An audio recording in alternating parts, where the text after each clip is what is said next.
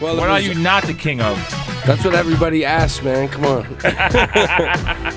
No, it's not saying I'm the king of anything. Basically, it was, like I had like a immense change in my life from going like kind of squatting in a warehouse, no hot water or electricity, to La Coca, right. Getting together and doing its thing, and Gone Baby Gone in the town and all that.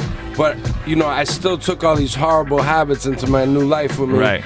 And it kind of spun me out of control, and my marriage ended and all that. So I was in the studio with Richie Scam, and I'm like, man, horrible at life. I don't open, I eat at a 5-star restaurant. I don't open up my phone bill. Like I don't, I just like, I don't keep appointments. I don't go to the dentist. I'm a terrible husband. I'm just like getting real down on myself. Like I just suck it. I suck it right. at normal stuff. And he's like, yeah, bro, but you're the king of everything else. So and it stuck. As soon as he said that, I was like, that's the concept for the new record. That's it. It's like king of everything else. Well, a lot's changed since then, though. A lot has changed, man. Yes. It's weird. It's I'm like, it's like I've been invited back into my life. Like right.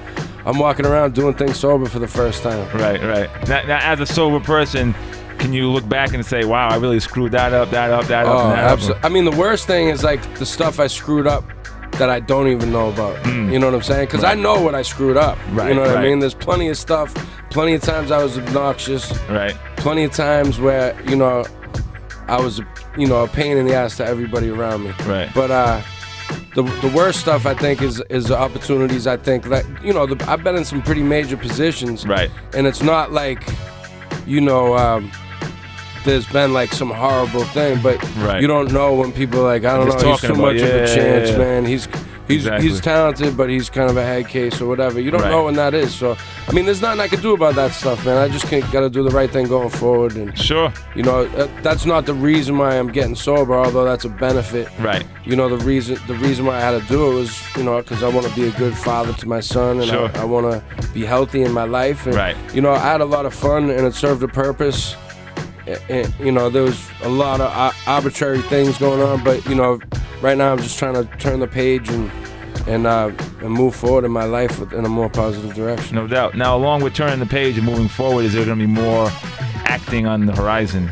Absolutely. Well, the movie I did with Keitel, I think I talked to. When you do a movie, it takes like 18 months to a year, or 2 years to come out sometimes. Probably did 3 albums since then. Yeah, exactly.